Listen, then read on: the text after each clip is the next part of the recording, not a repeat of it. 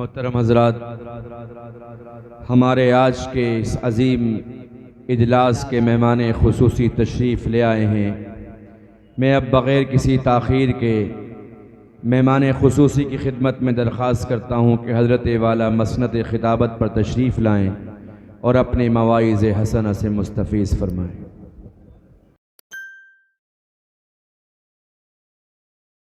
بسم اللہ الرحمن الرحیم۔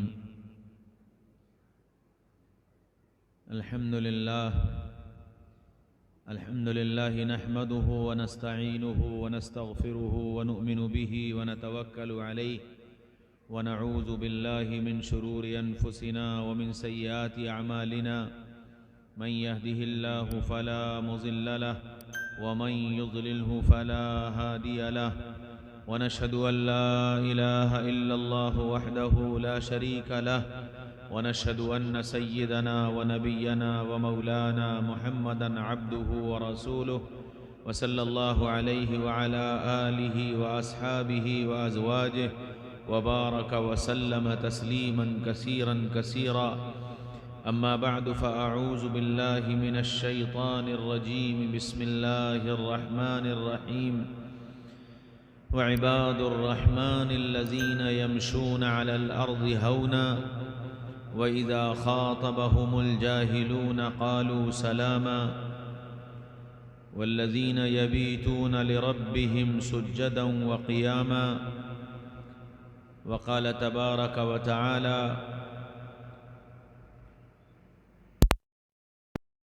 أحسن قولا ممن دعا إلى الله وعمل صالحا وقال إنني من المسلمين. وقال رسول الله صلى الله تعالى عليه وسلم المؤمن للمؤمن كالبنيان يشد بعضه بعضا. وقال رسول الله صلى الله تعالى عليه وسلم يا أبا سفيان جئتكم بكرامة الدنيا والآخرة أو كما قال عليه الصلاة والسلام. کرام حضرات علماء کرام اور بہت ہی قابل قدر میرے بھائیوں، دوستوں، عزیزوں، بزرگوں،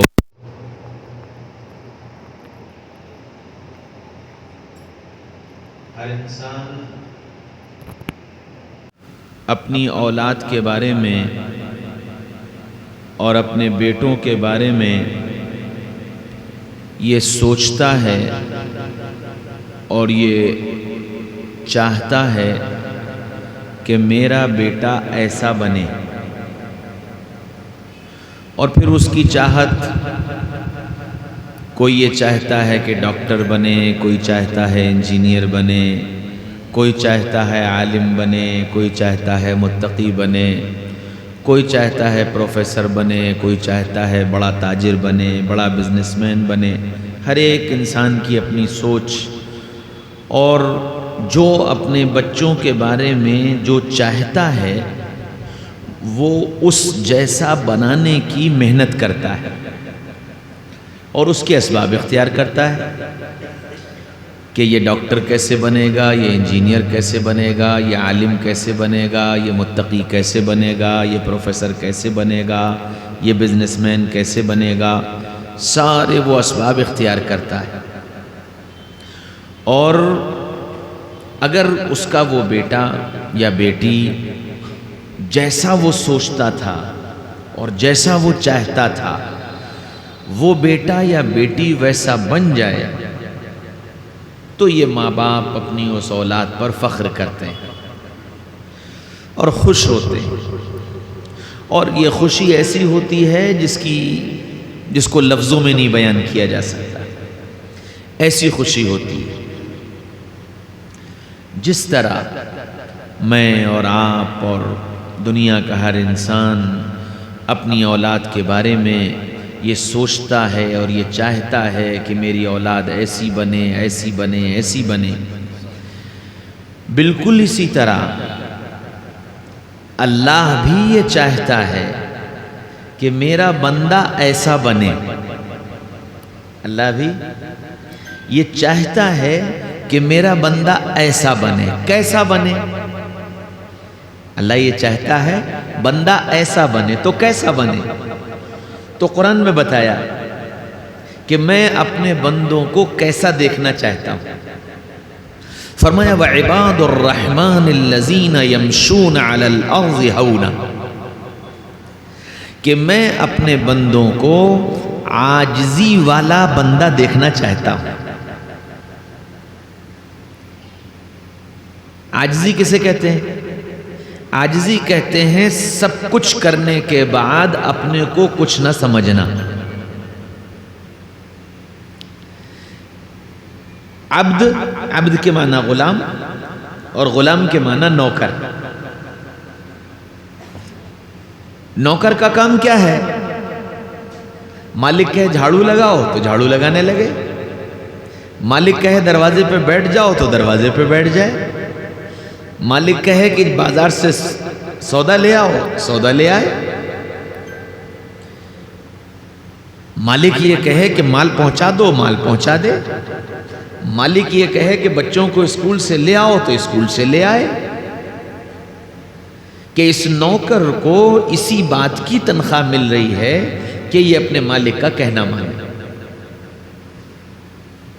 اچھا، جو نوکر اپنے مالک کا فرما بردار ہوتا ہے اور مالک کے اشاروں کو سمجھتا ہے تو وہ مالک اس نوکر سے پیار کرتا ہے، محبت کرتا ہے. اور جس نوکر نے اپنی ساری زندگی ایک مالک کے پاس گزار دی ہو تو وہ مالک پھر ہر طرح سے اپنے نوکر کا خیال رکھتا ہے. نوکر کی بیٹی کی شادی تھی، مالک کے پاس بیٹھا تھا اور چہرے سے بڑا پریشان تھا. مالک نے اس کی پریشانی کو دیکھ کر کے پوچھا کہ تم بڑے پریشان نظر آ رہے ہو، کیا بات ہے؟ کہنے لگا صاحب جی بیٹی کی شادی ہے اور انتظام کچھ نہیں ہے اس لیے پریشان ہوں. تو مالک نے کہا تو پریشان کیوں ہوتا ہے؟ میں ہوں نا، تجھے کوئی چنتا کرنے کی ضرورت نہیں، سب شادی وادی ہو جائے گی، کوئی فکر مت کر، میں موجود ہوں نا. اس مالک کے اس نوکر کے چہرے کی ساری بے چینی ایسی خوشی میں بدل جاتی ہے اور وہ گھر جا کر پیر پھیلا کر سوتا ہے. بیوی اس سے کہتی ہے تمہیں کیا ہو گیا؟ 4 دن بچی کی شادی کے رہ گئے ہیں، تم کو کوئی فکر نہیں ہے، چند 2 جوڑے کپڑے بھی گھر میں نہیں آئے، شادی کا کوئی انتظام نہیں ہوا اور تم ایسے بے فکر پڑے سو رہے ہو؟ تو وہ کہتا ہے میرا مالک بہت اچھا ہے، میرے مالک نے یہ کہہ دیا ہے تو فکر مت کر، میں موجود ہوں نا، سب شادی وادی ہو جائے گی. مالک نے ذمہ داری لے لی. اتنا اطمینان اس وجہ سے کہ مالک نے اس شادی کی ذمہ داری لے لی. بچہ بیمار پڑ گیا. نوکر نے آ کر کہا کہ صاحب جی بچہ بہت بیمار ہے، ڈاکٹر نے آپریشن بتایا ہے، کوئی انتظام نہیں ہے، تو جا علاج کرا، پیسے کی فکر مت کر، میں ہوں نا. اور وہ مطمئن ہو کر کے پھر فوراً ڈاکٹر کے یہاں بھاگتا ہے اور سب کرا جی، کرو آپریشن بھی کرو، یہ بھی کرو وہ بھی کرو، مالک نے کہہ دیا. اور مالک نے یہ سب کیوں کہا؟ شادی کی ذمہ داری لے لی، بیماری کے علاج کی ذمہ داری لے لی، گھر کا لینٹر پڑوانے کی ذمہ داری لے لی، بچے کی نوکری کی ذمہ داری لے لی. ساری ذمہ داریاں مالک لیتا چلا جا رہا ہے. کیوں؟ نوکر وفادار ہے. نوکر وفادار ہے، نوکر کہنا ماننے والا ہے، نوکر مالک کے اشاروں کو سمجھنے والا ہے. اس وجہ سے وہ مالک اپنے نوکر کو ضائع کرنا نہیں چاہتا، تو اس کی ہر ضرورت اپنی بنا لیتا ہے. یہاں تک کہ بعض مرتبہ اگر مالک کے اولاد نہ ہو اور نوکر بہت وفادار ہو اور بہت خدمت گزار ہو تو کتنے مالک ایسے گزرے جنہوں نے پھر اپنا مال و دولت، اپنی کمپنیاں، اپنی فیکٹریاں اسی نوکر کے حوالے کر کے اور اسی کے نام کر کے اسی کو مالک بنا کر دنیا سے چلے کہ جی سب تمہارا۔ یہ تو دنیا کا حال ہے۔ رب کیا کہتا ہے؟ رب نے پہلی بات تو یہ بتا دی وعباد الرحمن، تم رحمان کے غلام ہو، تم رحمان کے بندے ہو، تم رحمان کے نوکر ہو۔ نوکر اگر مالک کے سامنے اکڑ مکڑ دکھانے لگے، مالک یہ کہ جھاڑو لگاؤ، وہ کہ واسا ہوا میں کیوں جھاڑو لگاؤں، تمہارے کپڑے سفید تو میرے بھی سفید، میں جھاڑو کیوں لگانے لگا۔ مالک یوں کہے کہ گاڑی صاف کرو کہ جی واسا ہوا گاڑی تمہاری میں کیوں صاف کروں۔ اگر نوکر اکڑ مکڑ دکھانے لگے تو وہ مالک اس نوکر کو برداشت نہیں کرتا، وہ اس کی چھٹی کر دیتا ہے کہ چلو۔ تو رحمان نے پہلی بات بتائی وعباد الرحمن، تم رحمان کے نوکر ہو، رحمان کے بندے ہو۔ اب جب رحمان کے نوکر ہو تو پھر تم کو کیسا ہونا چاہیے؟ الذین یمشون علی الارض ہونا، کہ تمہارے اندر عاجزی ہونی چاہیے، کہ تم اپنے کو مالک کے آگے چھوٹا بنا دو، مالک کے آگے اپنی ناک رگڑ دو، مالک کے آگے اپنی پیشانی جھکا دو، مالک کی مرضی کو اپنی مرضی بنا لو، مالک کی اطاعت کو اپنی کامیابی سمجھو، اور مالک کے کہنے کو پورا کرنا اپنی دنیا اور آخرت کی ترقی کا سبب سمجھو۔ تم اگر ایسا کر لو گے تو پھر مالک تمہارا بن جائے گا، پھر مالک تمہارا بن جائے گا۔ پھر کیا ہوگا؟ پھر جو تمہاری زبان سے نکلے گا ادعونی استجب لکم، پھر جو تمہاری زبان سے نکلے گا مالک اسے پورا کر دے گا۔ تو مالک کے بندے، مالک کے فرما بردار، مالک کی کا کہنا ماننے والے بن جاؤ تو کیا ہوگا؟ ادعونی استجب لکم، تم جب مجھے پکارو گے میں تمہاری پکار کا جواب دوں گا، جب تمہاری ضرورت آئے گی تمہاری ضرورت میں پوری کروں گا۔ من کان اللہ لہو کان اللہ لہو، جو اللہ کا ہو گیا اللہ اس کا ہو جاتا ہے، اللہ اس کا ہو جاتا ہے۔ یوں فرمایا کہ میرا نوکر، میرا بندہ اگر میرا بن جائے تو پھر میں اس کی آنکھ بن جاتا ہوں جس سے وہ دیکھتا ہے، میں اس کے کان بن جاتا ہوں جس سے وہ سنتا ہے، میں اس کے پیر بن جاتا ہوں جس سے وہ چلتا ہے، میں اس کا ہاتھ بن جاتا ہوں جس سے وہ پکڑتا ہے۔ گویا میں اس کے اندر سما جاتا ہوں، میں اس کے اندر سما جاتا ہوں۔ میں اپنے اس بندے سے اتنی محبت کرتا ہوں کہ پھر فرشتوں سے یوں کہتا ہوں کہ دیکھو جی دیکھو میرا یہ بندہ، میرا یہ نوکر دیکھو کتنا فرما بردار ہے، نہ اس کو سردی ستاتی ہے، نہ اس کو گرمی ستاتی ہے، نہ اس کو نیند روکتی ہے، نہ اس کو تھکان روکتی ہے، نہ اس کو کاروبار روکتا ہے، نہ اس کو خرید و فروخت روکتی ہے۔ رجال لا تلہیہم تجارت ولا بیع عن ذکر اللہ، کہ پھر سامان کا بیچنا اور خریدنا، چیزوں کا آنا اور جانا، حالات کا آنا اور جانا اس کو مجھ سے غافل نہیں کرتا۔ ہر دم یہ اس فکر میں لگا رہتا ہے میرا مالک مجھ سے ناراض نہ ہو جائے، میرے مالک کا کوئی حکم مجھ سے چھوٹ نہ جائے۔ اس لیے رحمان نے بتایا کہ تم جیسا اپنے اولاد کے بارے میں سوچتے ہو کہ میری اولاد ایسی ہو، میری اولاد ایسی ہو، میری اولاد ایسی ہو، میں بھی اپنے بندوں کے بارے میں بتاتا ہوں کہ میں اپنے بندوں کے بارے میں یہ سوچتا ہوں کہ میرا بندہ عاجز بندہ ہو، میرے سامنے عاجزی اختیار کرنے والا، چھوٹا بن کر رہنے والا، سب کچھ کے بعد اپنے کو کچھ نہ سمجھے۔ نماز ہو، قرآن ہو، ذکر ہو، تہجد ہو، اشراق ہو، چاشت ہو، اوابین ہو، دعوت کی محنت ہو، اللہ کے راہ کی خاک چھاننا ہو، سب کچھ کر رہا ہو، اور پھر اس کے بعد کیا کہے؟ اننی من المسلمین، میں تو ایک عام مسلمان، میں تو ایک عام آدمی ہوں، میرے اندر کوئی سرخاب کے پر نہیں لگے، میں ایک عام انسان ہوں۔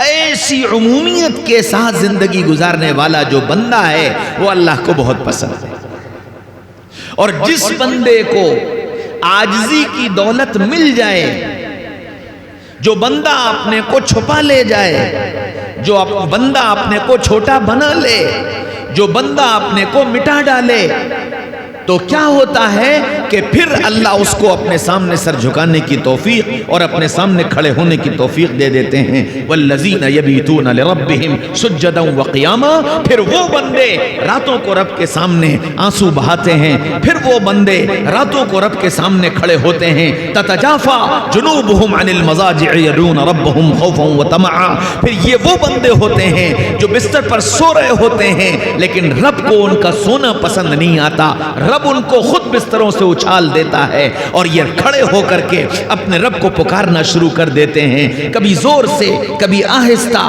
کبھی رو کر، کبھی ہنس کر اپنے دکھڑے رب کو سنانا شروع کر دیتے ہیں۔ رب اتنا پیار کرتے ہیں کہ ان کا جاگنا رب کو اچھا لگتا ہے، ان کا رونا رب کو اچھا لگتا ہے۔ حدیث شریف میں آتا ہے کہ ایک بندہ اللہ کے سامنے روتا ہے، ایک بندی اللہ کے سامنے روتی ہے، اور تڑپ تڑپ کر روتی ہے، اپنی حاجتیں اور اپنی فریادیں مانگتی ہے، آسمان سے قبولیت نہیں اترتی، اس کے رونے پر فرشتوں کو بھی ترس آتا ہے، اور فرشتے یوں کہتے ہیں، اے میرے رب، یہ بندہ، یہ بندی اتنا رو رہا ہے، اس کی سن لیجئے، اس کی حاجت پوری کر دیجئے، اس کی ضرورت پوری کر دیجئے۔ اللہ کہتے ہیں مجھے اپنے بندے کا رونا اچھا لگ رہا ہے، مجھے اپنے بندے اور بندی کا رونا اچھا لگ رہا ہے، میں یہ چاہتا ہوں یہ تھوڑی دیر اور روئے، تھوڑی دیر اور روئے، حاجت تو میں پوری ہی کروں گا، حاجت تو میں پوری ہی کروں گا، مجھے اس کا رونا پسند آ رہا ہے۔ ہاں، بندہ جب عاجزی اختیار کر لے، اپنے کو عاجز بنا لے، اپنے کو مٹا دے، سب کچھ کرتا چلا جائے، پھر یوں سمجھے کہ میں کچھ نہیں۔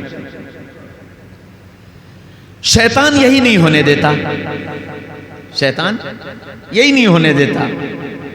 علم آیا تو علم کا غرور، عمل آیا تو عمل کا غرور، سخاوت آئی تو سخاوت کا غرور،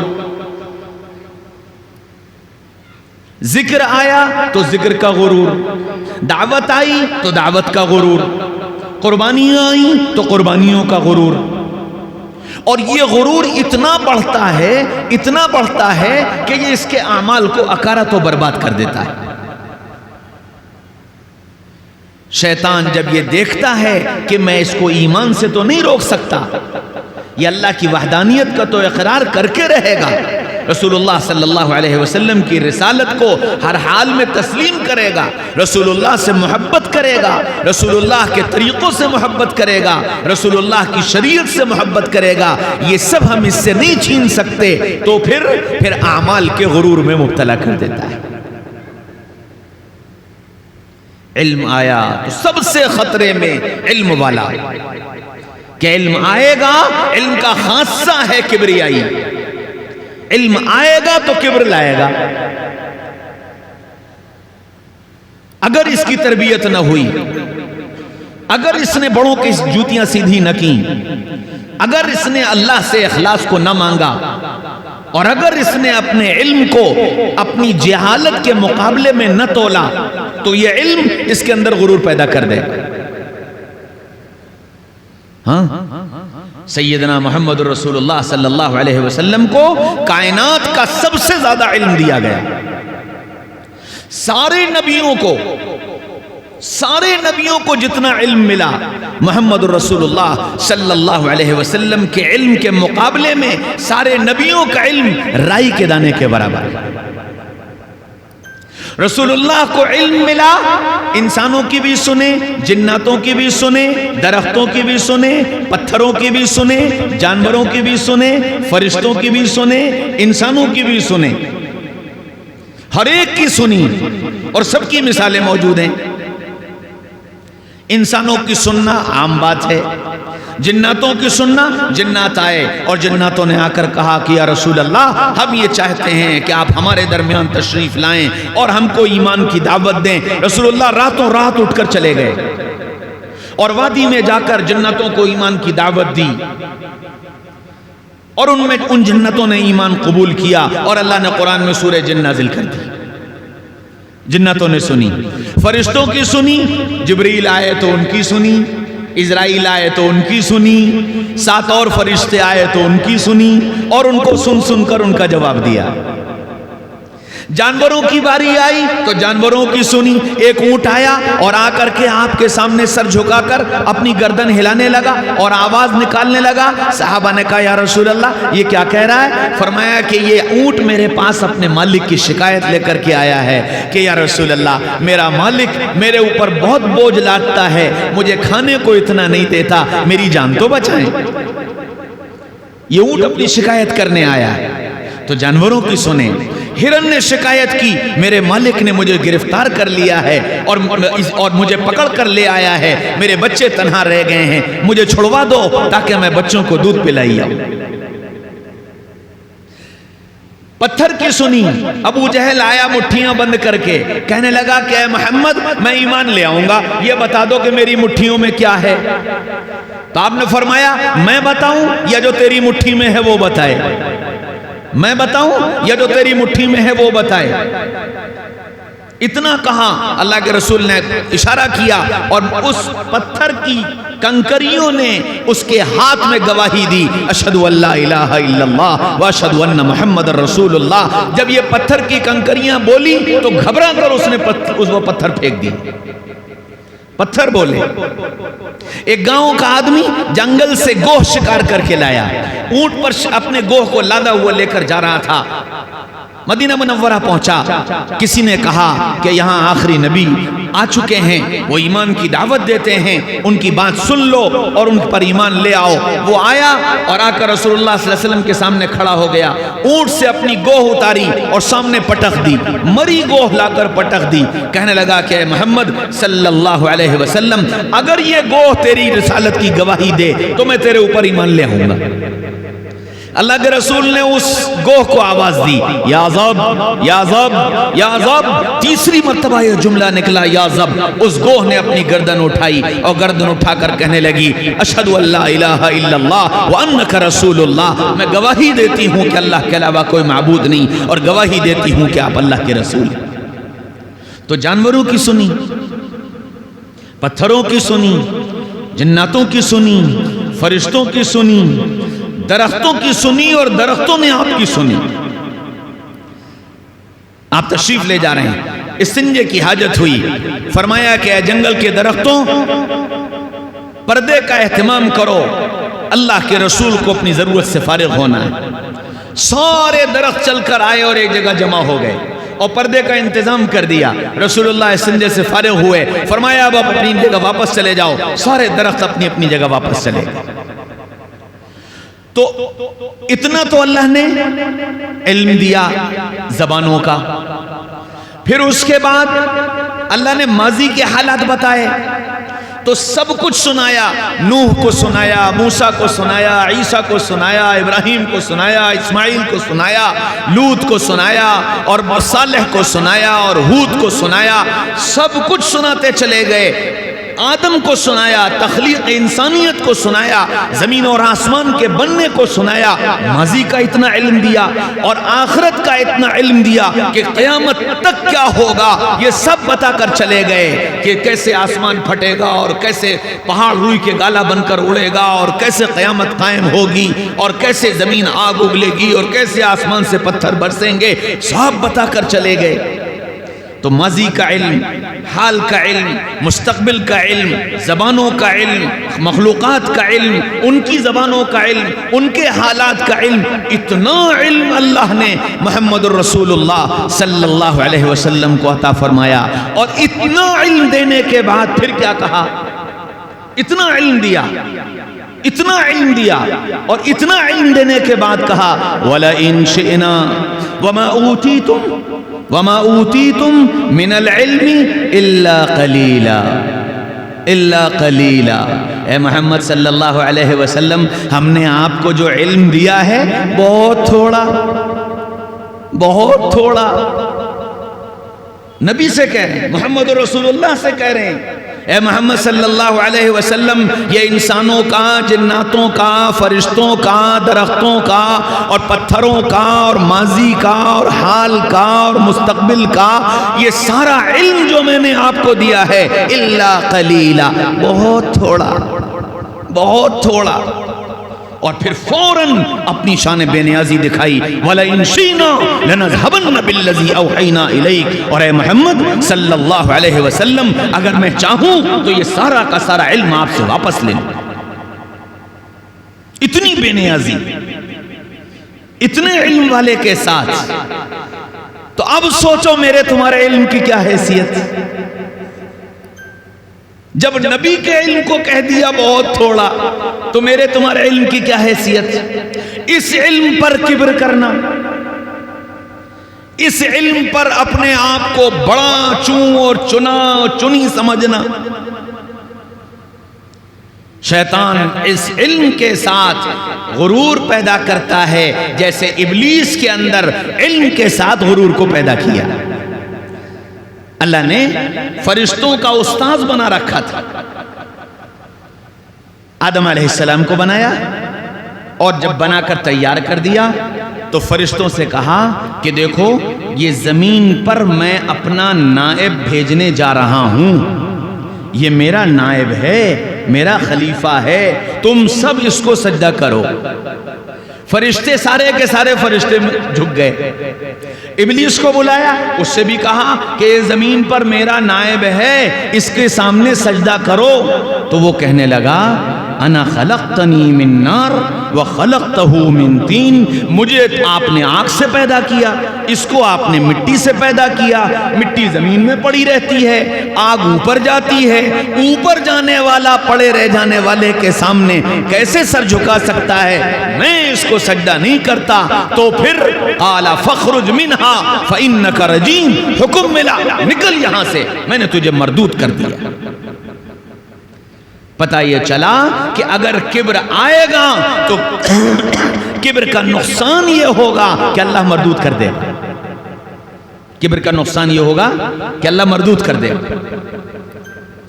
تو علم کا کبر. پھر دوسرا عمل کا کبر. عمل کا کبر. اللہ نے 5 وقت کی نماز جماعت سے پڑھنے کی توفیق دے دی، اللہ نے قرآن پڑھنے کی توفیق دے دی، اللہ نے تہجد پڑھنے کی توفیق دے دی، اللہ نے تسبیح پڑھنے کی توفیق دے دی. تو پھر یہ سب کو حقارت کی نگاہ سے دیکھنے لگتا ہے کہ جی یہ نماز نہیں پڑھتے، یہ نہیں کرتے، یہ نہیں کرتے، یہ نہیں کرتے. اور شیطان اس زعم میں مبتلا، تم تو ماشاءاللہ تہجد گزار آدمی ہو، 2 سال ہو گئے تمہاری تہجد نہیں چھوٹی، تمہارا ان کا کیا مقابلہ. شیطان غرور میں مبتلا کر دیتا ہے. اللہ نے اگر دین کی دعوت میں لگا دیا اور یہ دعوت میں پھرنے لگا، اللہ کے بندوں تک اللہ کی بات پہنچانے لگا، جان و مال کی قربانی دینے لگا، تو پھر اس کے اندر غرور آ جائے گا عمل کا کہ ہم وہ کام کر رہے ہیں جو نبیوں والا کام ہے. اور جب عمل کا غرور آتا ہے تو اس کا اگلا قدم یہ ہے کہ پھر حب جاہ پیدا ہو جاتا ہے، کرسی کی چاہت پیدا ہو جاتی ہے کہ اب میں اس لائق ہو گیا ہوں کہ مجھے کوئی منصب ملنا چاہیے، اب میں اس لائق ہو گیا ہوں کہ میرا بیان ہونا چاہیے، اب میں اس لائق ہو گیا ہوں کہ مجھ سے لوگ مشورہ کریں، اب میں اس لائق ہو گیا ہوں کہ ہر جگہ مجھے پوچھا جائے. اللہ یوں کہتا ہے نا مجھے وہ بندے پسند ہیں جو یمشون علی الارض ہونا، جو زمین پر بڑی عاجزی کے ساتھ رہتے ہیں، جن کا کسی کو پتہ ہی نہیں چلتا کہ یہ کمال کے کس مقام کو پہنچ گئے، اللہ کے تعلق میں یہ کس درجے پر پہنچ گئے، کسی کو پتہ نہیں چلتا۔ اللہ ایسے بندوں سے پیار کرتا ہے، اللہ ایسے بندوں سے محبت کرتا ہے۔ میرے بھائیوں، دوستوں، عزیزوں، بزرگوں، حضرت محمد صلی اللہ علیہ وسلم ہم بندوں کو بندہ بنانے کے لیے آئے تھے، ہم بندوں کو بندہ بنانے کے لیے آئے تھے۔ آپ ذرا اندازہ لگاؤ، اللہ تعالیٰ نے قرآن میں کہا وَمَنْ أَحْسَنُ قَوْلًا مِّمَّنْ دَعَا إِلَى اللَّهِ، اس سے اچھا انسان کوئی ہو ہی نہیں سکتا، اس سے اچھا انسان کوئی ہو ہی نہیں سکتا جو اللہ کے بندوں کو اللہ کی طرف بلائے۔ گویا اس زمین کا سب سے پیارا عمل، اس زمین کا اللہ کی نگاہ میں سب سے قیمتی عمل اللہ کے بندوں کو اللہ کی طرف بلانا۔ اب جو آدمی اس کام کو کر رہا ہے، جو آدمی اس کام کو کر رہا ہے، یقینی بات ہے یہ وہ عمل ہے جس کی اللہ بھی تعریف کر رہا ہے، اللہ بھی کہہ رہا ہے کہ جو یہ کام کرے وہ بہت اچھا، لیکن ساتھ آگے شرط لگائی کہ یہ عمل کرنے والا اچھا جب بنے گا، من عمل صالحا، من عمل صالحا، اچھا جب ہوگا جب اس کے عمل صالح ہوں گے، اس کا عمل اچھا ہوگا۔ اب عمل کون سا؟ عمل عبادات کا، عمل معاملات کا، عمل معاشرت کا، عمل اخلاق کا، عمل کردار کا، عمل پاک دامنی کا، عمل حیا کا، عمل زبان کا، یہ سارے اعمال اچھے ہوں۔ من عمل صالحا، کہ سارے اعمال اچھے ہوں۔ محمد رسول اللہ صلی اللہ علیہ وسلم یہی اعمال سکھانے کے لیے آئے تھے کہ اپنے اعمال کو اچھا بناؤ۔ اب ہم میں سے ہر ایک یہ سوچے میرے عمل کیسے ہیں۔ عبادات میں آ جاؤ، میں نماز پڑھتا ہوں، میری نماز کیسی، میری نماز کیسی؟ میں پچھلے 20 سال سے نماز پڑھتا چلا آ رہا ہوں، کیا میں نے کبھی کسی جاننے والے کے پاس بیٹھ کر اپنی نماز سنائی، اپنا رکوع سجدہ اس کو کر کے دکھایا کہ جی میرا رکوع کیسا ہے، میرا سجدہ کیسا ہے، میں نیت کیسے باندھ رہا ہوں، میں ہاتھ کیسے اٹھا رہا ہوں، میں پیر کیسے رکھ رہا ہوں، میری رکوع میں کمر کیسی ہے، میرے سجدے کا حال کیا ہے، میں نماز میں جو قرآن پڑھ رہا ہوں میرا وہ قرآن کیسا ہے؟ اور یہ جو نماز ہے تو یہ نماز، کیا میری نماز ایسی بنی جس نماز میں میرا دل لگے، نماز پڑھنے میں مزہ آئے، اللہ کے سامنے سر جھکانے میں مزہ آئے؟ کیا میری نماز ایسی بنی؟ اور نماز کو ایسا بنانے کی میں نے کیا کوشش کی؟ قرآن کہہ رہا ہے من عمل صالحا، اچھی نماز۔ میری نماز کا تو حال یہ ہے، اللہ معاف فرمائے، کہ ہمیں یہ یاد نہیں کہ ہم نے رکوع اور سجدے میں 11 مرتبہ سبحان ربی العظیم اور سبحان ربی الاعلیٰ کب پڑھا تھا، یاد نہیں ہمیں۔ حال یہ ہے کہ گھر میں مہمان آیا اور اس نے کہا کہ جی مسجد چلو نماز پڑھنے، گھر کے دروازے سے نکلے، سامنے مسجد کا دروازہ تھا، وہ مہمان اس دروازے کی طرف بڑھنے لگا تو میزبان کہتا ہے ارے سلیم بھائی یہاں نہیں، اس والی مسجد میں چلیں گے، کیوں؟ یہاں بہت دیر لگتی ہے، وہ امام صاحب جلدی پڑھا دیتے ہیں، وہ امام صاحب جلدی پڑھا دیتے ہیں نماز وہاں پڑھیں گے۔ تو امام کی 4 آیتیں بھاری لگ رہی ہیں، امام کا 3 مرتبہ کا سبحان ربی الاعلیٰ زیادہ لگ رہا ہے، امام کا اطمینان سے رکوع اور سجدہ زیادہ لگ رہا ہے۔ اب بتاؤ میری نماز کا حال کیا ہے؟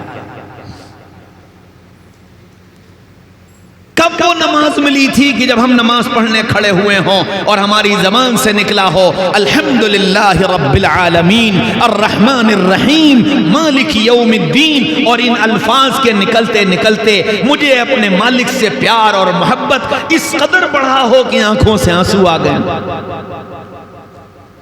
قرآن میں جب خوف کی آیات آئی ہوں تو ان خوف کی آیات کو سن کر یا پڑھ کر میری آنکھوں میں آنسو آ گئے ہوں۔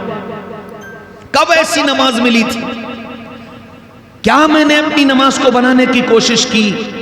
کیا میں نے اپنے مسائل کے حل کے لیے، اپنے بیماروں کے علاج کے لیے، اپنے گھر کی پریشانی کو دور کرنے کے لیے میں نے مسجد کی دوڑ لگائی؟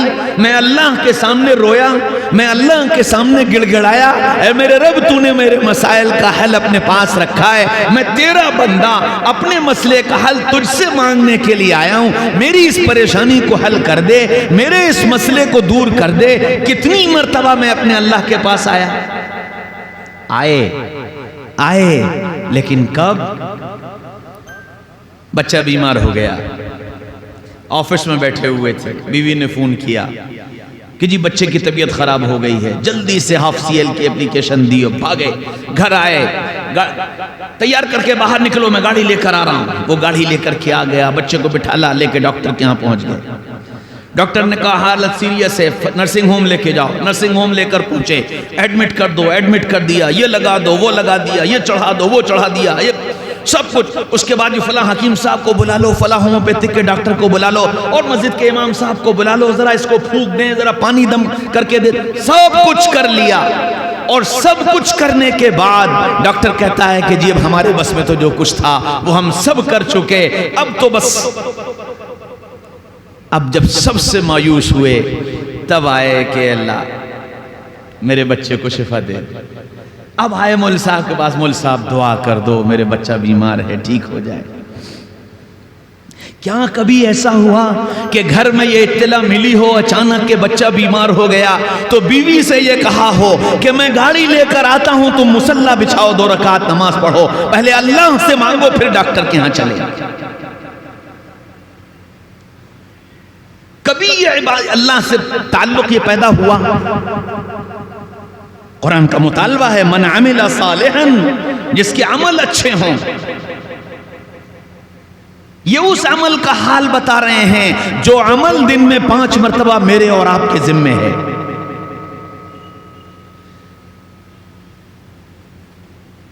پھر اللہ نے قرآن دیا،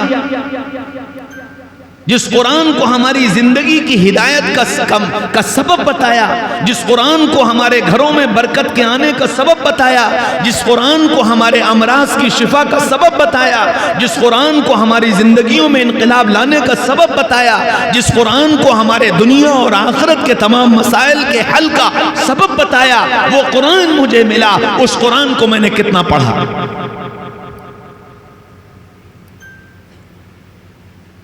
یہ اتنا بڑا مجمع بیٹھا ہوا ہے، میرا حسن ظن ہے کہ رامپور والوں کا اپنے اللہ سے بڑا تعلق ہے، میرا حسن ظن ہے کہ یہ سارا مجمع قرآن پڑھا ہوا ہوگا، میرا حسن ظن ہے کہ یہ مجمع روزانہ قرآن پڑھتا ہوگا، ورنہ میرا حال تو یہ ہے ہفتوں گزر جاتے ہیں، قرآن اٹھانے کا موقع نہیں ملتا۔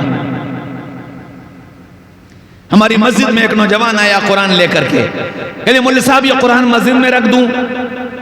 میں نے کہا کیوں بھائی؟ کہ دادا قرآن پڑھتے تھے، دادا کا انتقال ہو گیا، باقی گھر میں کوئی قرآن پڑھا ہوا نہیں ہے۔ عام شکایت یہ قرآن پڑھے ہوئے نہیں ہیں، پریشانی لے کر آتے ہیں، قرآن کی آیت بتاؤ، قرآن کی سورت بتاؤ، مولوی صاحب قرآن پڑھے ہوئے نہیں ہیں، کوئی تعویذ دے دو۔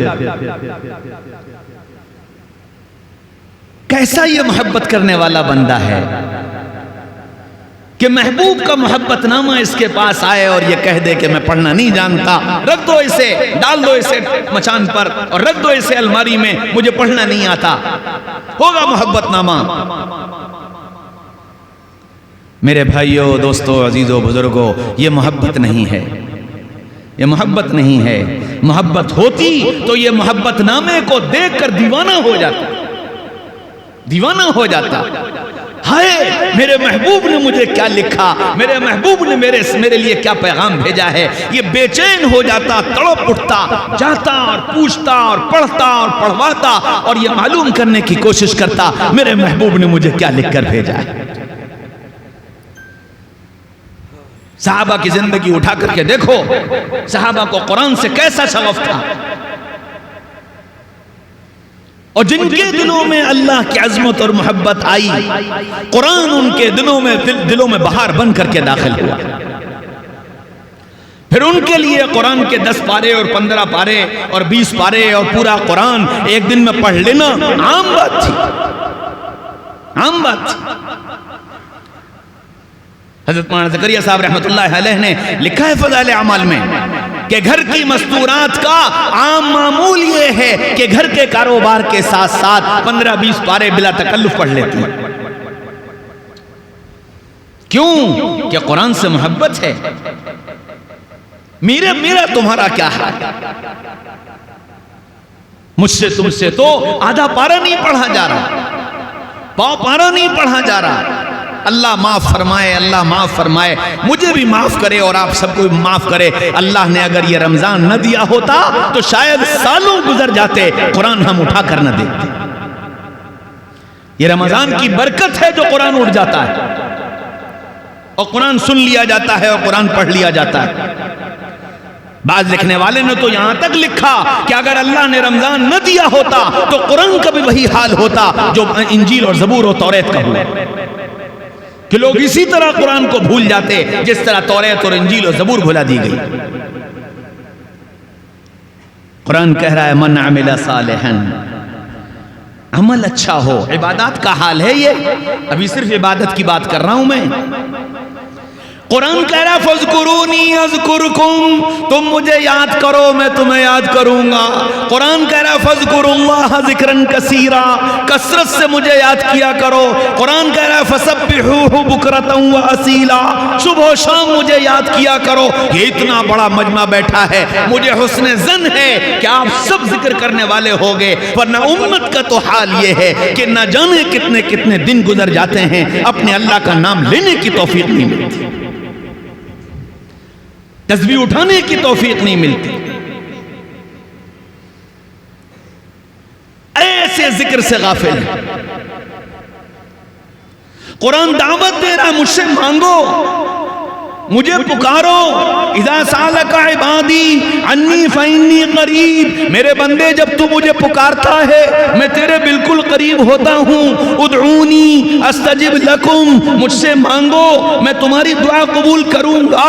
اعلان ہو رہا ہے یہ اتنا بڑا مجمع بیٹھا ہے، حسن ظن ہے کہ یہ سب اللہ سے مانگنے والے ہوں گے، ورنہ میرا حال تو یہ ہے ہفتوں گزر جاتے ہیں، 5 منٹ ایسے نہیں نکلتے جب میں تنہائی میں بیٹھ کر کے اپنے اللہ سے راز و نیاز کر رہا ہوں اور اپنے اللہ سے مانگ رہا ہوں، 5 منٹ نہیں ملتے۔ کیسا یہ رحمان کا بندہ ہے، کیسا یہ رحمان کا بندہ ہے۔ قرآن کہتا ہے یا ایھا الذین آمنوا صلوا علیہ وسلموا تسلیما، اے ایمان والوں میں نبی پر درود بھیجتا ہوں، تم بھی نبی پر درود بھیجا کرو۔ میرا حسن ظن ہے رامپور والے اپنے نبی سے بے انتہا پیار کرتے ہیں، یہ ضرور درود کا اہتمام کرتے ہوں گے۔ میرے جیسوں کا تو حال یہ ہے ہفتوں گزر جاتے ہیں، درود پڑھنے کی توفیق نہیں ملتی۔ یہ میری عبادات کا حال ہے، اور قرآن ہر لائن سے عمل صالح کا مطالبہ کر رہا ہے۔ عبادات اچھی بنانا، پھر معاملات اچھے بنانا۔ معاملات کا حال کیا ہے؟ ہم میں سے ہر ایک اپنی زندگی کا جائزہ لے، کتنے وعدے کے پابند ہیں، کتنا لے کر کے وقت پر واپس کر دیا، کتنا قرض داروں کو قرض ان کے وعدے پر واپس کیا ہے، کتنی امانت داری سے تجارت کی ہے، کتنا ماں باپ کی جائیداد اور ماں باپ کے مال میں میراث کو شریعت کے مطابق تقسیم کیا ہے، کتنا بھائیوں کا حق دیا ہے، کتنا بہنوں کا حق دیا ہے، کتنا ماں باپ کا حق ادا کیا ہے. ہاں یہ معاملات ہیں. اللہ کیا اس کی پوچھ ہوگی؟ ایک پیسہ اگر کسی کا مار لیا، فرمایا 700 مقبول نمازیں لے لوں گا. 700 مقبول نمازیں ایک پیسے کے مارنے پر. باپ کا انتقال ہو گیا، میں بڑا تھا، گھر میں بھائی چھوٹے تھے، بہنیں چھوٹی تھیں، سارے کاروبار پر، ساری جائیداد پر، سارے مکان پر میں قابض ہو کر بیٹھ گیا. اب مطالبہ کیا بہن نے کہ بھیا میرا حصہ، ابا نے تمہاری شادی کر دی تھی، تمہارا کوئی حصہ نہیں. چھوٹے بھائی نے مطالبہ کیا بھائی میرا حصہ، پیچھے کا مکان لے لو. دوسرے بھائی نے مطالبہ کیا بھائی میرا حصہ، کہ جی کاروبار تو میں چلا رہا ہوں، میں تھوڑا تھوڑا کر کے تمہیں پیسہ دے دوں گا. من عمل صالحا، معاملات اچھے ہوں، اور معاملات کے اچھے ہونے کی ترتیب کیا ہے؟ بزرگوں نے بتایا اپنا حق معاف کر دے اور دوسرے کا حق ادا کر دے. فکر یہ ہو مجھے اپنے حق کا کسی سے مطالبہ نہیں، لیکن میں سب کے حق کو ادا کروں. سیدنا محمد رسول اللہ صلی اللہ علیہ وسلم نے اپنے دنیا سے جانے کے وقت سارے صحابہ میں اعلان کروایا تھا میرا حق اگر میرے ذمے کسی کا حق ہے تو آ کر مجھ سے لے لو، میں کل قیامت کے میدان میں تمہارا حق نہیں دے پاؤں گا، اور تم میں سے کسی کا حق میرے ذمے ہے میں نے اسے معاف کر دیا، میں نے اسے معاف کر دیا. یہ ترتیب بتائی کہ معاملات کی درستگی کی ترتیب کیا ہے. معاملات کیسے کرو؟ یا ایوہا الذین آمنوا اذا تداینتم بدین الی اجل مسمى فاکتبوہ، اے ایمان والوں جب اپنے معاملات کیا کرو تو اس کو لکھ لیا کرو اور لکھے پر گواہ بنا لیا کرو، تاکہ معاملات کی وجہ سے بدگمانیاں نہ پیدا ہوں. اے ایمان والوں جب وعدہ کیا کرو تو اس وعدے کو پورا کیا کرو. اے ایمان والوں تجارت کیا کرو تو حلال کے پیسے سے کیا کرو، حرام کے پیسے سے مت کیا کرو. یمحق اللہ الربا ویربی الصدقات، سود کو مٹا کر رکھ دوں گا، صدقات کو بڑھاؤں گا.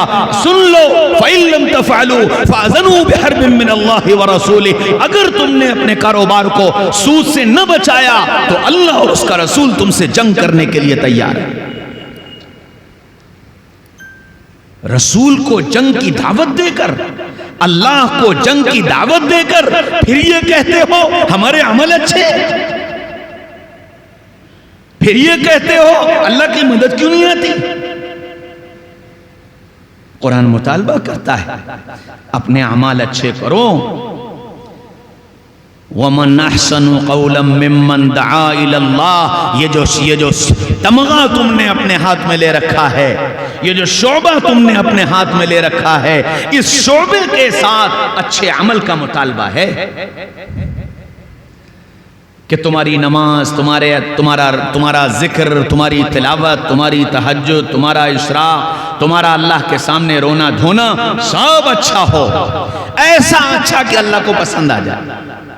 ایسا اچھا دنیا کو اچھا لگے یا نہ لگے، دنیا کو پسند آئے یا نہ آئے، اللہ کو پسند آ جائے. اور اللہ کو پسند آ گیا تو کام بن گیا. پیا جس کو چاہے سہاگن وہی ہے، پیا جس کو چاہے سہاگن وہی ہے. دلہن کتنی خوبصورت ہو، اگر دلہا کو پسند نہ آئی تو اس کی خوبصورتی بیکار ہے. اور دلہن کیسی بھی ہو، دلہا کو پسند آ گئی تو اس کے ورے نیارے ہو گئے. ہاں میری عبادت کیسی ہے، اللہ کو پسند آ گئی تو بس میرا تمہارا بیڑا پار ہے. اور اگر اللہ کو پسند نہ آئی پھر تم چاہے کتنے وظیفے کرتے رہنا، پھر تم چاہے کتنے قلابے ملاتے رہنا، اللہ کے ہاں اس کی کوئی حیثیت نہیں. معاملات کی درستگی کہ معاملات اچھے کرو. دنیا میں سود کیوں عام ہوا؟ سود کیسے شروع ہوا؟ سود کی ابتدا ہی ایسے ہوئی کہ ایک ضرورت مند آیا، ایک پیسے والے کے پاس اس نے اپنی ضرورت رکھی، پیسے والے نے پیسہ دے دیا کہ جی ٹھیک ہے لے جاؤ اپنی ضرورت پوری کر لو، کہ جی 2 مہینے میں واپس کر دوں۔ اب جب 2 مہینے ہو گئے وہ نہیں لایا، تیسرا مہینہ آ گیا، 15 دن گزر گئے، اس نے مطالبہ کیا بھائی وہ پیسے دے دوں گا یار ابھی انتظام نہیں ہے، اور 15 دن گزر گئے، پھر اس نے مطالبہ کیا کہیں بھاگے جا رہا ہوں تم تو یار ایسے پیچھے پڑ گئے ہو جیسے میں تمہاری رقم کھا جاؤں گا۔ ان کا بھائی میں تم نے 2 مہینے کا وعدہ کیا تھا، آج 3 مہینے ہو گئے، اس کے بعد 4تھا مہینہ بھی گزر گیا، تم سے لیا جا سکے تو لے لینا، تم سے لیا جا سکے تو لے لینا۔ ٹھیک ہے صاحب نہیں لوں گا۔ آج کے بعد یہ پیسے والا کسی کو قرض دے گا، کسی کو ادھار دے گا؟ یہی ہوا جب لینے والوں نے دینا بند کر دیا اور جب وعدہ کرنے والوں نے وعدہ سے مکرنا شروع کر دیا تو پھر دینے والوں نے دینا بند کر دیا۔ ضرورتیں اپنی جگہ باقی تھیں، اور جب ضرورت باقی تھی دینے والوں نے دینا بند کیا تو سود کا دروازہ کھل گیا کہ جی ٹھیک ہے آ جاؤ ہم تمہاری ضرورت پوری کریں گے، شرط یہ ہے کہ مکان کے کاغذ رکھ جاؤ، شرط یہ ہے کہ گاڑی کے کاغذ رکھ جاؤ، شرط یہ ہے کہ زیور رکھ جاؤ، اور اتنا دیں گے اتنا لیں گے، جب اتنا لے لیں گے تب کاغذ واپس کر دیں گے ورنہ تمہاری جائیداد بیچ دیں گے۔ یوں سود شروع ہوا۔ وجہ کیا تھی؟ عمل بگڑ گئے، معاملات بگڑ گئے۔ فرمایا معاملات درست کرو، جس سے لو، جس وعدے پر لو اس وعدے پر اس کو لوٹاؤ، تجارت کرو امانت داری کے ساتھ کرو۔ امام ابو حنیفہ رحمۃ اللہ علیہ کپڑا بیچا کرتے تھے، ایک دن عصر کے بعد دکان بند کر کے چل دیے تو پڑوسی نے کہا ثابت کہاں جا رہے ہو؟ کہنے لگے جی بادل ہو رہے ہیں، تو سارے دکان والوں نے مذاق اڑایا، کہنے لگے ثابت کیا یہ بادل تیری دکان کے اندر آ کر برسیں گے جو دکان بند کر کے چل دیا؟ کہنے لگے نا بادل کی وجہ سے اندھیرا ہو گیا، گاہک آئے گا ہو سکتا ہے کہ وہ کپڑے کو پہچان نہ سکے اور اس کو دھوکہ لگ جائے۔ نبی بتا کر گئے ہیں من غشنا فلیس منا، جو دھوکہ دے وہ ہم میں سے نہیں۔ میں دھوکے کی تجارت کرنا نہیں چاہتا۔ تجارت کرو، امانت داری کی تجارت کرو کہ معاملات اچھے کرو، پھر معاشرت اچھی کرو، بیوی کے ساتھ کیسے رہنا، بچوں کے ساتھ کیسے رہنا، پڑوسی کے ساتھ کیسے رہنا، ماں باپ کے ساتھ کیسے رہنا، بھائیوں کے ساتھ کیسے رہنا، رشتہ داروں کے ساتھ کیسے رہنا، یاروں دوستوں کے ساتھ کیسے رہنا، یہ پوری معاشرتی زندگی ہے۔ محمد رسول اللہ صلی اللہ علیہ وسلم وہ معاشرتی زندگی سکھا کر گئے۔ شوہر ہو، بیوی تمہاری نوکر نہیں، بیوی تمہاری نوکر نہیں، خادمہ نہیں، لائف پارٹنر ہے، شریک حیات ہے، تمہاری زندگی کی ساتھی ہے، تمہارا کام اس کی دلجوئی ہے۔ کیسے؟ محمد رسول اللہ صلی اللہ علیہ وسلم نے کر کے دکھایا۔ عید کا دن آیا، اللہ کے رسول نماز پڑھ کر کے آئے، عائشہ کہنے لگی یا رسول اللہ شادی سے پہلے یہاں کھیل ہوتا تھا، لاٹھی چلتی تھی، تیر اندازی ہوتی تھی، سارے حبشی آ کر جمع ہوتے تھے، میلہ لگتا تھا، میں دیکھا کرتی تھی، یا رسول اللہ آج بھی دیکھنے کا دل چاہ رہا ہے۔ فرمایا آؤ عائشہ میں تمہیں دکھاؤں گا، آؤ عائشہ میں تمہیں دکھاؤں گا۔ لے گئے دروازے کے پاس، دروازے کے پاس ایک جنگلہ تھا، وہاں لے جا کر کھڑا کیا۔ ایک روایت یہ ہے کہ اپنا ہاتھ رکھا اور عائشہ نے آپ کی ہتھیلی پر اپنی ٹھوڑی رکھی اور جنگلے پر کھڑی دیکھنے لگی۔ رسول اللہ نے اپنے ہاتھ کو اس وقت تک حرکت نہیں دی جب تک کہ عائشہ نے اپنی ٹھوڑی آپ کی ہتھیلی پر سے نہیں ہٹا لی۔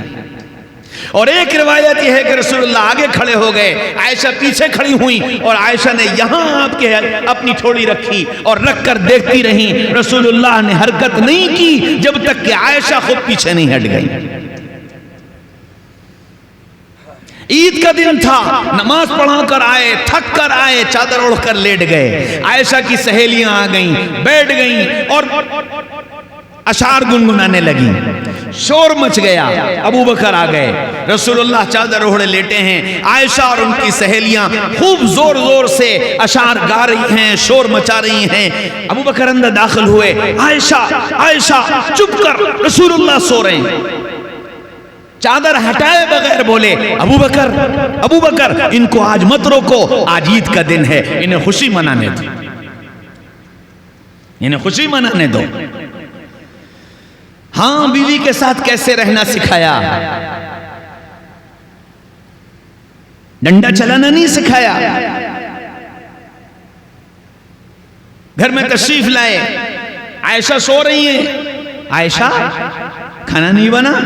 रसूलुल्लाह मेरे तो आज सर में बहुत दर्द हो रहा, हिम्मत ही नहीं हुई खाना बनाने की। अच्छा आयशा ऐसा करो, सालन तुम बना लो, आटा मैं गूंधे देता हूं। आयशा खाना तुम बनाओ, झाड़ू में लगाए देता हूं। हजरत आयशा रजी अल्लाह अन्हा से पूछा गया, अल्लाह के रसूल घर में कैसे रहते थे और घर के बाहर कैसे रहते थे? फरमाया कि रसूलुल्लाह सल्लल्लाहु अलैहि वसल्लम घर के अंदर काना बस्सामन ज़हाकन, हंसते और हंसाते, खिलखिलाते और मुस्कुराते, लोगों के चेहरों पर मुस्कुराहट लाते, यूं घर के अंदर रहा करते थे। फरमाया आयशा और घर के बाहर कैसे रहते थे? दाइमल फिक्र मुतवासिल अल अहज़ान, घर के बाहर इतने फिक्रमंद रहते थे और चेहरे पर इतना गम तारी रहता था, कैसा लगता था कि न जाने कौन सा गम इन्हें खाए चला जा रहा है। हमारी तो दुनिया ही उलट गई, हमारी तो दुनिया ही उलट गई। घर के अंदर आए तो पेशानी पर बल, घर के अंदर आए तो हूं और हां, चेहरे पर मुस्कुराहट आना गोया गुनाह, बीवी की बात का मुस्कुराकर जवाब देना एक जुर्म, बच्चों के साथ हंसी मजाक करना गोया एक कमजोरी, न जाने क्या क्या समझ बैठे। और घर के बाहर अल्लाह अकबर, मौलाना आदम मुस्तफ़ा से ज्यादा बाअखलाक तो कोई है ही नहीं।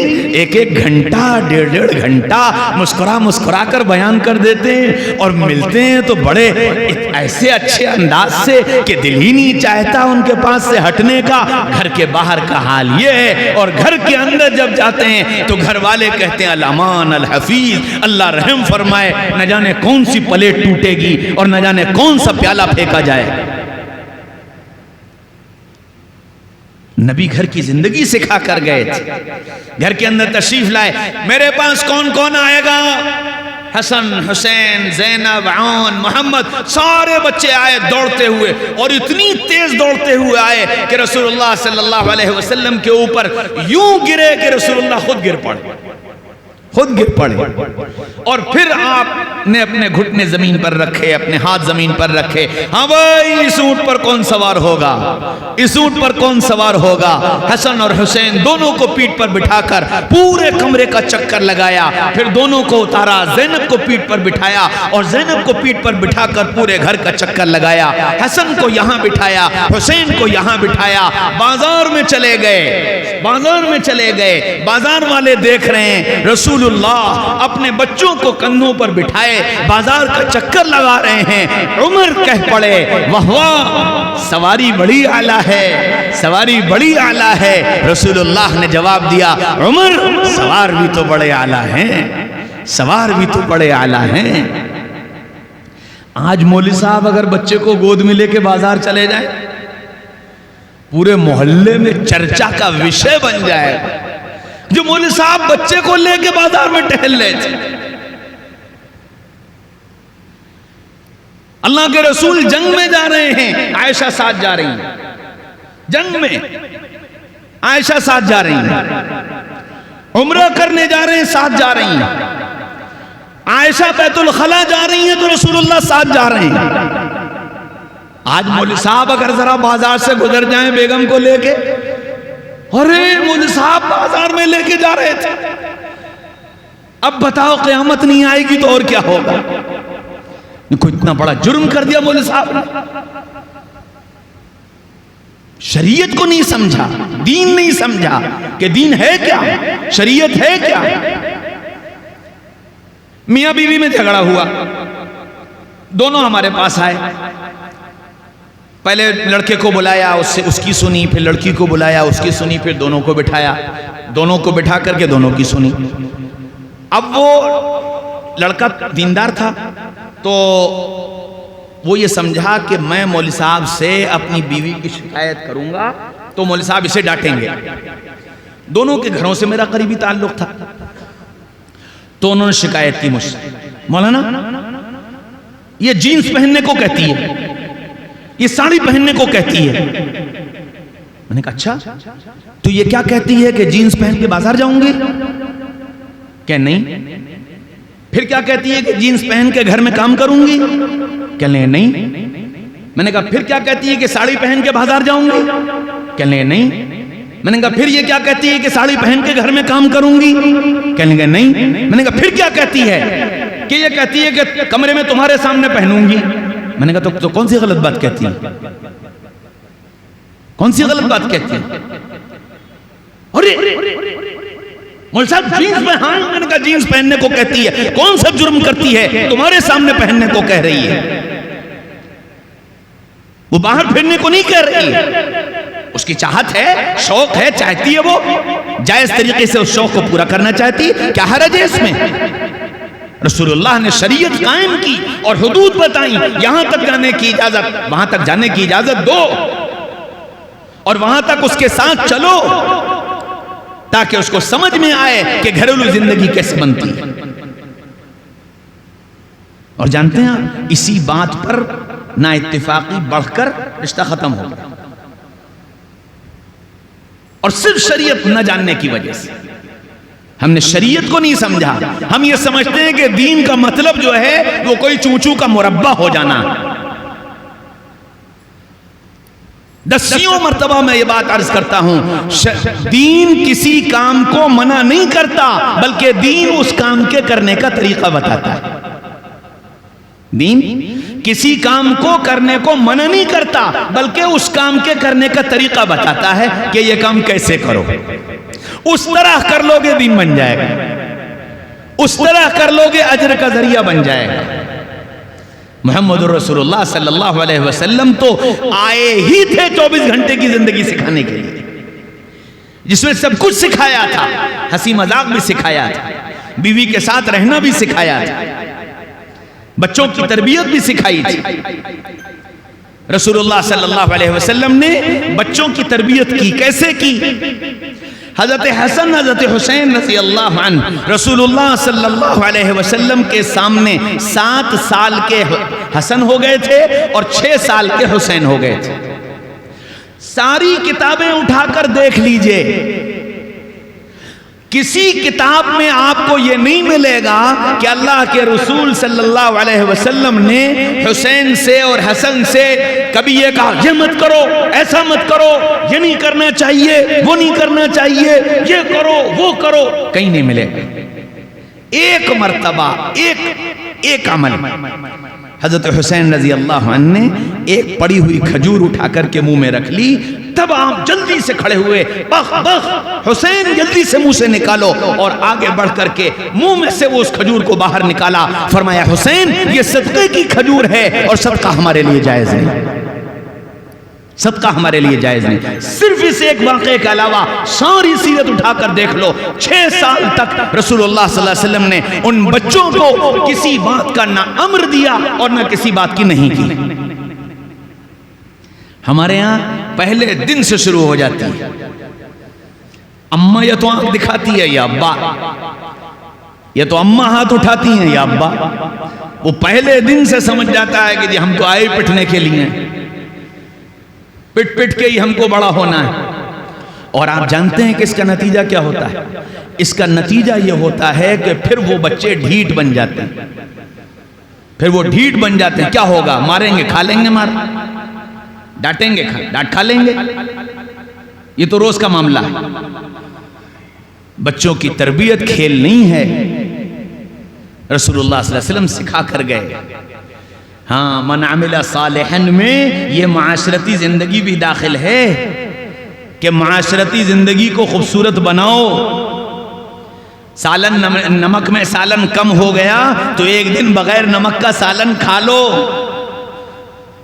منہ پھلا کر کے دسترخوان چھوڑ کے اٹھ کے نہ چلے جاؤ کہ جی ہم باہر جا کے ہوٹل پہ کھا لیں گے، پتہ نہیں کیا بنا کے رکھ دیا۔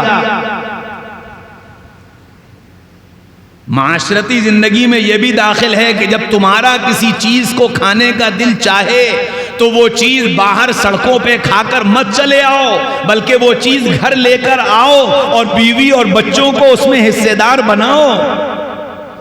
تم اپنی خواہش پوری کرنے کے لیے آزاد ہو تو بیوی کو تم نے پابند کیوں کر رکھا ہے؟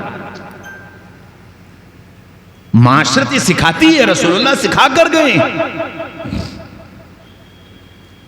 میرے بھائیوں، دوستوں، عزیزوں، بزرگوں، اللہ اپنے بندوں کو جیسا دیکھنا چاہتا ہے ان بندوں کے اندر یہ کوالٹی چاہتا ہے۔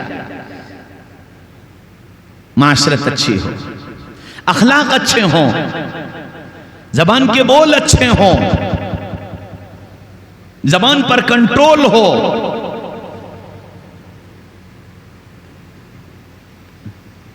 جب چاہا گالی بک دی، جس کو چاہا گالی بک دی، جو چاہا گالی بک دی۔ کبھی سوچا کہ یہ وہ زبان ہے جس زبان سے تم اللہ کا نام لیتے ہو، یہ وہ زبان ہے جس سے تم قرآن پڑھتے ہو، یہ وہ زبان ہے جس سے تم نبی پر درود بھیجتے ہو، یہ وہ زبان ہے جس سے تم اللہ کا ذکر کرتے ہو، اس زبان سے تم گالی بکو؟ بتاؤ یہ زبان کتنی ناپاک اور کتنی گندی کرتے ہو، پھر کیسے دل چاہتا ہے اس زبان سے اللہ کا نام لینے کا؟ گالی کی گندگی کا احساس نہیں ہے، پاخانے کی گندگی کا احساس ہے، گالی کی گندگی کا احساس نہیں۔ پاخانے کی گندگی کا احساس ہے، جھوٹ کی گندگی کا احساس نہیں۔ اتنی بڑی گندگی ہے جھوٹ، قرآن کہتا ہے وَيْلٌ لِّلْمُكَذِّبِينَ، تباہی ہے اور بربادی ہے جھوٹ بولنے والوں کے لیے۔ لعنت اللہ علی الکاذبین، اللہ کی لعنت ہے جھوٹ بولنے والوں پر۔ دن جھوٹ، رات جھوٹ، صبح جھوٹ، شام جھوٹ، اخلاق کا جنازہ نکل گیا۔ محبت سے چند بول بولنا نہیں جانتے۔ کتنے مواقع ایسے آتے ہیں کہ اگر زبان کے بول نرم پڑ جائیں تو بگڑے ہوئے مسائل بن جائیں۔ کتنے مواقع ایسے آتے ہیں جہاں صرف زبان کے کڑوے بولوں کی وجہ سے گھر ٹوٹتے دیکھیں۔ آج ہی کا واقعہ، میاں بیوی میں لڑائی ہو گئی اور وہ لڑائی اتنی بڑی، بیوی کو روکا جا رہا کہ بھائی تو چپ ہو جا، وہ بے لگام۔ شوہر سے کہا جا رہا تو چپ ہو جا، وہ بے لگام۔ نتیجہ 15 منٹ کے بعد شوہر نے فائر کر دیے، تاڑ تاڑ تاڑ تاڑ تاڑ۔ اب روتے ہوئے مولا صاحب وہ تو میں جوش میں کہہ گیا تھا، وہ تو میرا ذہن کام نہیں کر رہا تھا۔ میں نے کہا بیٹا گولی چل گئی، اب تو اب چلاتا رہے کہ میں نے بے ہوشی میں چلائی تھی، اور یہ ایسی گولی ہے جو سیدھی نشانے پر لگتی ہے، یہ خطا نہیں کرتی۔ کیوں؟ زبان کے بول خراب ہے۔ اللہ کے نبی صلی اللہ علیہ وسلم نے فرمایا تم مجھے 2 چیزوں کی ضمانت دے دو، میں تمہیں جنت کی ضمانت دیتا ہوں، ایک 2 جبڑوں کے بیچ زبان کی اور ایک 2 رانوں کے بیچ شرمگاہ کی، ان 2 کی تم ہمیں ضمانت دے دو کہ یہ غلط استعمال نہیں کرو گے، ہم تمہیں جنت کی ضمانت دیتے ہیں کہ یہ زبان غلط استعمال نہیں ہوگی۔ ہاں، رسول اللہ کی سیرت کا مطلب صرف رسول اللہ صلی اللہ علیہ وسلم کے واقعات نہیں ہیں، رسول اللہ صلی اللہ علیہ وسلم کی یہ پوری زندگی ہے جو میرے تمہارے سامنے کھلی کتاب بنا کر کے پیش کر کے گئے ہیں۔ میری امت کو بتاؤ نبی کا گھر کیسا تھا، نبی کا بچوں کے ساتھ رہنا کیسا تھا، نبی کے اخلاق کیسے تھے۔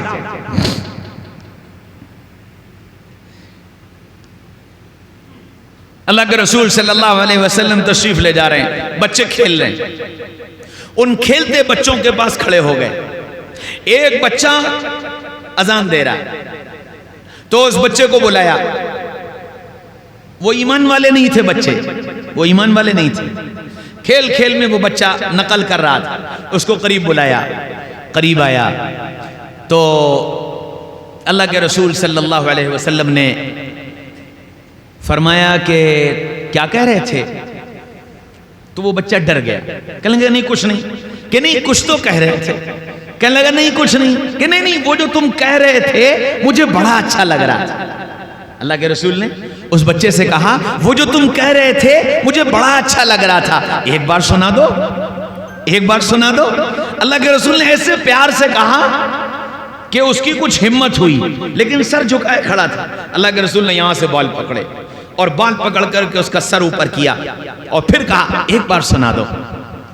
تو اس نے اپنے کانوں پہ انگلی رکھی اور اذان دینا شروع کر دی، اشہدو ان لا الہ الا اللہ اشہدو ان محمد رسول۔ جب اشہدو ان محمد رسول اللہ پر پہنچا، اللہ کے رسول نے فرمایا اچھا بس جاؤ اپنے ساتھیوں کے ساتھ جا کر کھیلو۔ کہنے لگا جی نا اب تو آپ کے ساتھ چلوں گا۔ میرے ساتھ کہاں جاؤ گے؟ کہ جہاں آپ جاؤ گے وہاں چلوں گا۔ اور آپ کے ساتھ ساتھ آئے، مسجد میں آئے، کہنے لگے کہ محمد صلی اللہ علیہ وسلم ہمیں بھی اپنا جیسا بنا لیجئے۔ اللہ کے رسول نے کلمہ پڑھایا، ایمان میں داخل ہو گئے، اور پھر اللہ نے صرف سیدنا بلال رضی اللہ عنہ کی نقل کی برکت سے وہ مقام دیا کہ بلال مدینہ کے مؤذن بنے، ابو محذورہ مکہ کے مؤذن بنے، ساری زندگی بیت اللہ میں اذان دیتے رہے، ساری زندگی اپنے سر کے سارے بال کٹاتے تھے، سامنے کے بال کبھی نہیں کٹائے۔ لوگ کہتے تھے ابو محذورہ یہ بال کیوں نہیں کٹواتے؟ ان بالوں کو میرے آقا نے پکڑا ہے، میں نے کیسے کٹواتا۔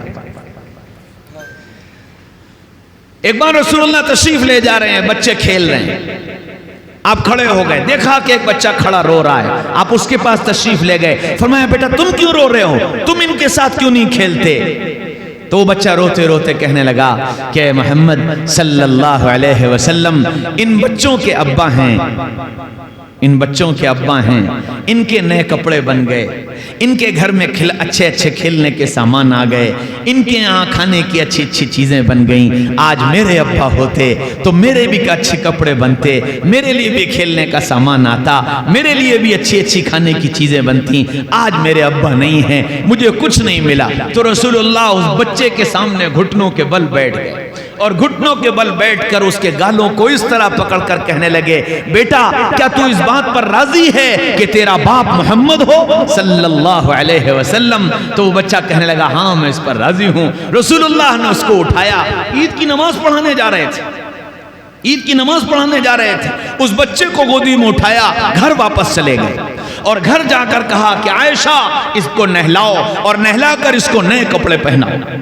عائشہ نے اس کو نہلایا، نہلا کر لائیں، پھر کہنے لگی یا رسول اللہ نئے کپڑے تو ہیں نہیں، فرمایا جاؤ فاطمہ سے پوچھ کر کے آؤ، حسن یا حسین کے کوئی کپڑے ہوں تو وہ لے کر آؤ، وہ اسے پہنا دو۔ فاطمہ سے جا کر پوچھا، کہنے لگی کہ یا رسول اللہ ایک ہی جوڑا تھا، ایک ایک دونوں بچوں کو پہنا دیا، اب کوئی کپڑا نہیں۔ رسول اللہ نے اپنی نئی چادر اتاری، اس کے دو ٹکڑے کیے، فرمایا عائشہ ایک سے اس کا تہبند باندھ دو اور ایک سے اس کو اوپر سے اڑا دو اور مجھے پرانی چادر دے دو۔ وہ پرانی چادر اوڑھ کر بچے کو نئے کپڑے پہنا کر کندھے پہ بٹھا کر پھر اسی راستے سے چلے جہاں بچے کھیل رہے تھے، وہاں جا کر آپ ٹھہر گئے۔ وہ بچہ کہتا ہے خدا کی قسم وہ جتنے بچے کھیل رہے تھے ان سب کے دلوں میں یہ تمنا تھی کاش میرے باپ بھی آج نہ ہوتے تو مجھے رسول اللہ کی گود ملتی، رسول اللہ کا کندھا ملتا، رسول اللہ کی چادر ملتی۔ ان کو یہ تمنا تھی اور مجھے اس کا افسوس نہیں تھا کہ آج میرا باپ نہیں ہے۔ یوں رسول اللہ صلی اللہ علیہ وسلم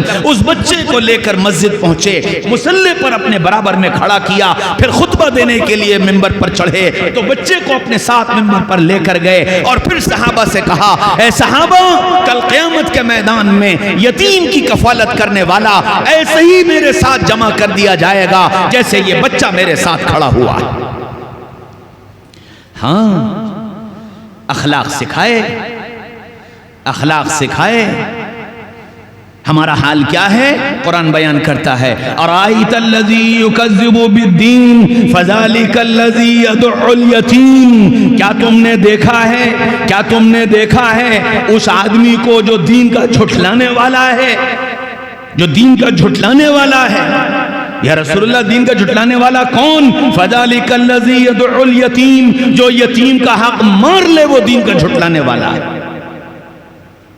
یتیم کا حق نہ دے، یتیم کی جائیداد دبا لے، یتیم کا پیسہ دبا لے، یہ دین کا جھٹلانے والا ہے۔ وَلَا يَحُضُّ عَلَىٰ طَعَامِ الْمِسْكِينِ، اور غریبوں کا حصہ اپنے کھانے میں نہ لگائے، وہ ہے دین کا جھٹلانے والا۔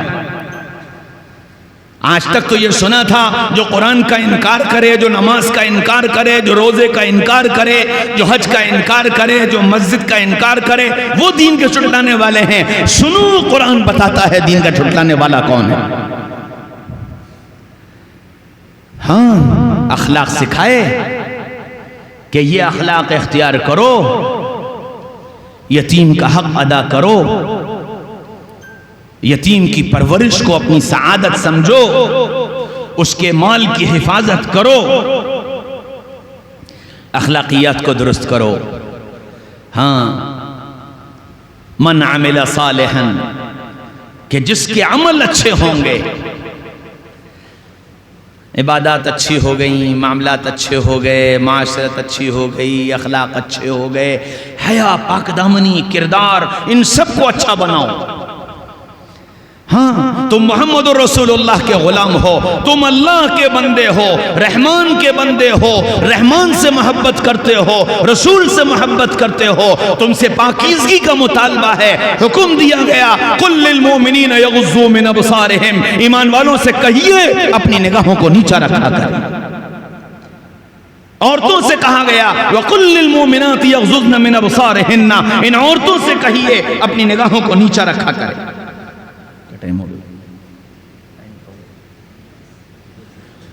اپنی نگاہوں کو نیچا رکھا کریں۔ پھر حکم دیا گیا، وَلَا تَبَرَّجْنَ تَبَرُّجَ الْجَاهِلِيَّةِ الْأُولَى، عورتوں سے کہیے سرے بازار بے پردہ نہ پھرا کریں۔ یدنین علیہن من جلابیبہن، ان سے کہیے اپنے کو چادر میں چھپا کر رکھا کریں۔ نگاہوں کو پاک باز بناؤ، نگاہوں کو آوارہ مت ہونے دو، عیاش مت ہونے دو۔ آنکھوں کی عیاشی اور آنکھوں کی آوارگی نے اخلاقی زندگی کو تباہ و برباد کر کے رکھ دیا ہے، اور اس کا سب سے بڑا ذریعہ موبائل ہے، جس نے تباہی کے بیج بو دیے ہیں ہر گھر کے اندر۔ ہر مرد، ہر عورت، ہر جوان، ہر بوڑھا، ہر بچہ، سب کی زندگیوں کو تباہ و برباد کرنے کا ایک آلہ ہے موبائل، جس نے آنکھوں کو آورہ بنا دیا، عیاش بنا دیا، فحاش بنا دیا۔ اپنی نگاہوں کی حفاظت کرو، قرآن کا حکم ہے۔ فرمایا، اذا فاتک الحیا ففعل ما شئت، جب حیا چلی جاتی ہے پھر تو جو چاہے کرو۔ الحیاء شعبۃ من الایمان، سن لو، حیا ایمان کا شعبہ ہے۔ اپنے ایمان کی سلامتی چاہتے ہو، اپنی حیا کی حفاظت کرو۔ مردوں سے بھی کہا، عورتوں سے بھی کہا کہ پاک دامن بنو، نگاہوں کو آوارہ مت ہونے دو، نگاہوں کی حفاظت کر لے جاؤ، اخلاقیات کی پاکیزگی سکھائی، اور اس پاکیزگی کے لیے فرمایا نفس ہے اکسائے گا، غلطی پر لائے گا۔ حکم دیا کہ جب لڑکا اور لڑکی بالغ ہو جائیں فوراً ان کی شادی کا انتظام کرو، تاکہ اخلاق نہ بگڑنے پائیں، تاکہ ان کی حیا تار تار نہ ہونے پائے۔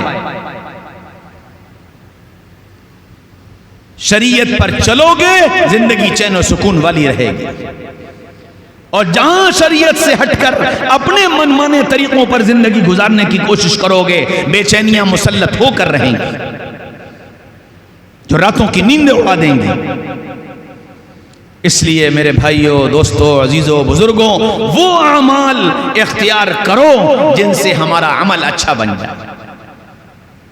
یہ سب کر لیا، عبادات اچھی ہو گئیں، نماز اچھی ہو گئی، روزہ اچھا ہو گیا، زکوٰۃ اخلاص کے ساتھ ادا کرنے لگے، حج کو سعادت سمجھ کر کیا، عمرے کو اللہ کا فضل سمجھ کر کے کیا، ہاں، صدقات چھپ کر دینے لگے، کسی کو پتہ نہ چلے، اللہ کے بندوں کی مدد ہو جائے۔ اس طرح ساری عبادات اچھی ہو گئیں، معاملات اچھے ہو گئے، دیانتداری کے ساتھ، امانت داری کے ساتھ تجارت کرنے لگے، وعدے کے پابند بن گئے، وعدہ خلافی کبھی نہ کی، اپنی زبان کی حفاظت کر لی، جھوٹ سے اپنے کو بچا لیا، گھریلو زندگی کو خوبصورت بنا لیا، گھر کے اندر چین اور سکون کی بنسی بجنے لگی، گھر والے کہنے لگے اگر جنت دیکھنی ہے تو ہمارا گھر آ کر دیکھ لو، بچوں کی اچھی تربیت کی، اس انداز پر تربیت کی کہ بچوں کے دلوں میں اللہ اس کے رسول کی محبت پیدا ہو گئی، اپنے آپ کو پاک دامن بنا لیا، باحیا بنا لیا، پاکیزہ بنا لیا،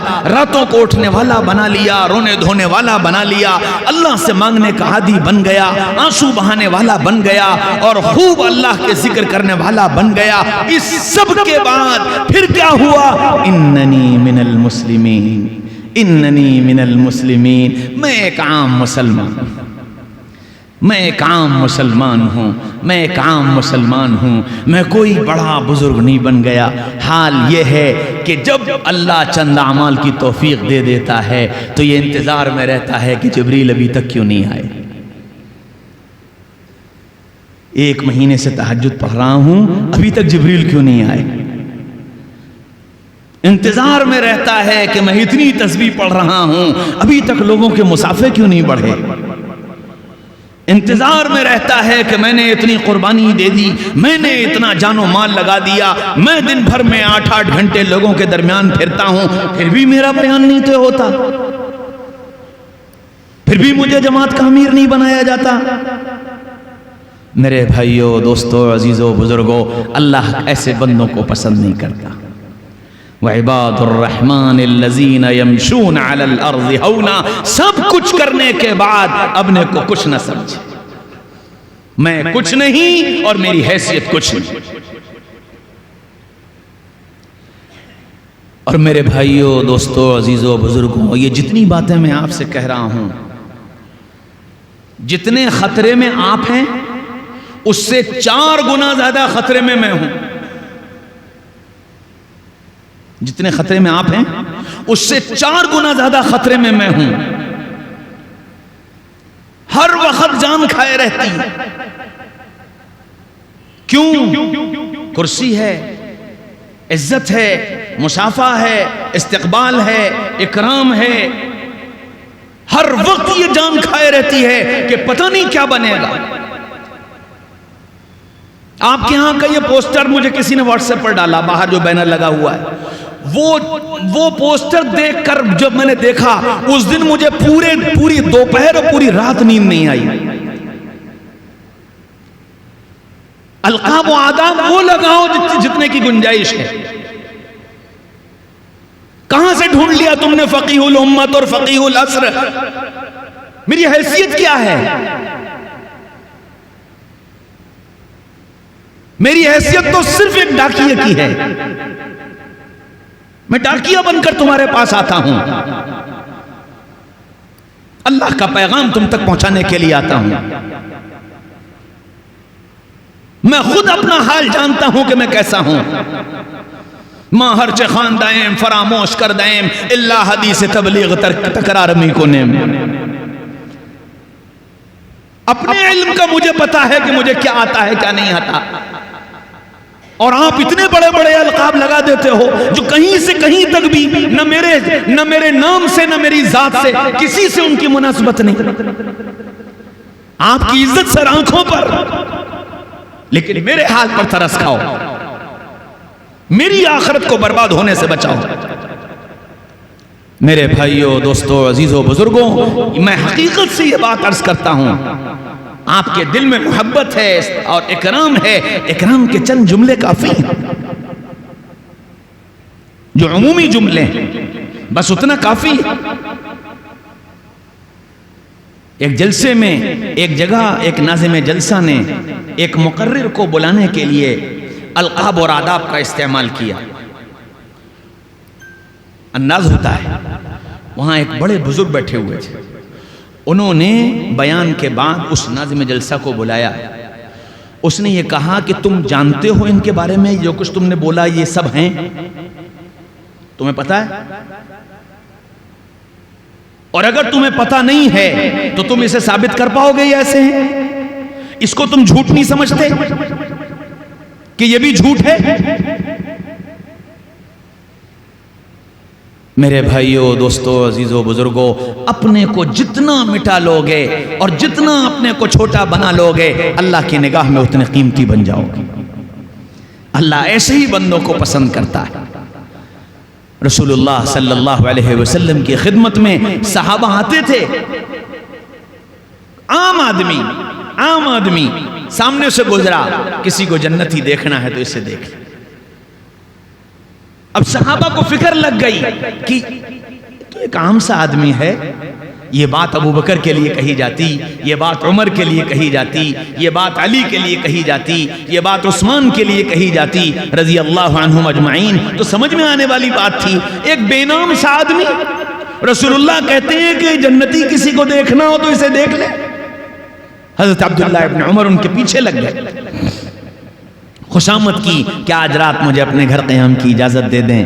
ان کا چلو بیٹا، گھر لے گئے، دن بھر ساتھ رہے، رات گھر پہ سوئے، رات گزر گئی، صبح ہوئی، مسجد آ گئے، پھر دن بھر ساتھ رہے، اگلی رات پھر خوشامد کی کہ آج رات اور آپ کے ساتھ قیام کرنا چاہتا ہوں، پھر رات گزاری، پھر صبح ہو گئی، پھر آئے، پھر اللہ کے رسول، تیسری رات آ گئی، پھر تیسرے دن خوشامد کی۔ جب 3 دن اور 3 راتیں گزر گئیں اور کچھ نظر نہیں آیا، تب کہنے لگے چچا جان، آپ نے مجھ سے پوچھا نہیں کہ تم میرے گھر کیوں آئے اور تم نے میرے گھر کیوں آرام کیا؟ کہ بیٹا تمہارا گھر ہے، اگر آ گئے تو کیا بات ہے؟ کہ نہ چچا جان، ہم آپ کے پیچھے اس لیے آئے تھے کہ آپ مسجد میں داخل ہوئے تھے، رسول اللہ نے آپ کو دیکھ کر کہا تھا جنتی کسی کو دیکھنا ہو تو اسے دیکھ لے، میں اس لیے آپ کے پیچھے لگا۔ آخر کون سا عمل آپ کے پاس ہے جس کی وجہ سے رسول اللہ اتنی بڑی بشارت آپ کو دیتے ہیں؟ 3 دن ساتھ رہا ہوں، کوئی عمل نظر نہیں آیا، جو میں کرتا ہوں وہ آپ کرتے ہیں، جتنا میں کرتا ہوں اتنا آپ کرتے ہیں، لیکن رسول اللہ کی بات غلط نہیں ہو سکتی، کوئی تو عمل ہے آپ کے پاس، کوئی تو عمل ہے۔ وہ بھی سوچنے لگے، کہنے لگے بھائی مجھے تو کوئی عمل یاد نہیں، میرے 3 دن سے تم میرے اعمال دیکھ رہے ہو۔ کہنے لگے نا، سوچئے کچھ تو عمل ہے، کچھ تو عمل ہے، بہت کہا۔ تب کہنے لگے ہاں ایک بات یاد آتی ہے۔ کہنے لگے کیا؟ کہ رات کو جب میں بستر پر لیٹتا ہوں تو ہر ایمان والے سے اپنے دل کو صاف کر لیتا ہوں، کسی کی طرف سے اپنے دل کو گندا نہیں رکھتا، کسی کی طرف سے اپنے دل کو گندا نہیں رکھتا۔ حضرت عبداللہ ابن عمر نے فرمایا خدا کی قسم یہی ہے، خدا کی قسم یہی ہے، خدا کی قسم یہی ہے، اسی وجہ سے رسول اللہ نے آپ کو جنتی ہونے کی بشارت دی۔ میرے بھائیوں، دوستوں، عزیزوں، بزرگوں، یہ بشارت صرف ان کے لیے نہیں، قیامت تک کے آنے والے انسانوں کے لیے ہے۔ اپنے اعمال کو اچھا بناؤ اور اپنے دل کو ہی سب سے صاف رکھو، اللہ تمہارے لیے بھی جنت کی بشارت دیتا ہے۔ اس لیے اپنے دل کو صاف ستھرا رکھو، عمومیت والی زندگی گزارو، اور عمومیت کے ساتھ رہنا اپنی سعادت سمجھو کہ میں عام لوگوں کے ساتھ رہوں اور عام زندگی گزاروں۔ اللہ اسی میں انشاءاللہ عزتوں کے وہ مناصب دے دے گا جس کو تم سوچ نہیں سکتے۔ وَلِلَّهِ الْعِزَّةُ وَلِرَسُولِهِ وَلِلْمُؤْمِنِينَ، اللہ عزت اللہ کے لیے، عزت رسول اللہ کے لیے، اور عزت اہل ایمان کے لیے۔ اس لیے نیت کرو کہ انشاءاللہ ایک عام مسلمان بن کر اچھے اعمال اختیار کر کے زندگی گزاریں گے۔ سب نیت کرو انشاءاللہ، اپنے اعمال کو اچھا بنائیں گے۔ ایک ایک شعبے پر غور کرتے چلے جاؤ، جو اچھا کر سکتے ہو فوراً اچھا کر لو، جو نہیں کر پا رہے ہو اللہ سے مانگنا شروع کر دو۔ جو اچھا کر سکتے ہو فوراً اچھا کر لو، اور جو نہیں کر پا رہے ہو اللہ سے مانگنا شروع کر دو، اللہ اس کے راستے کھول دے گا۔ کریں گے انشاءاللہ، سب کریں گے۔ اللہ مجھے بھی توفیق نصیب فرمائے اور آپ سب کو بھی توفیق نصیب فرمائے۔ کہنے سننے سے زیادہ اللہ مجھے بھی اور آپ کو بھی عمل کرنے والا بنا۔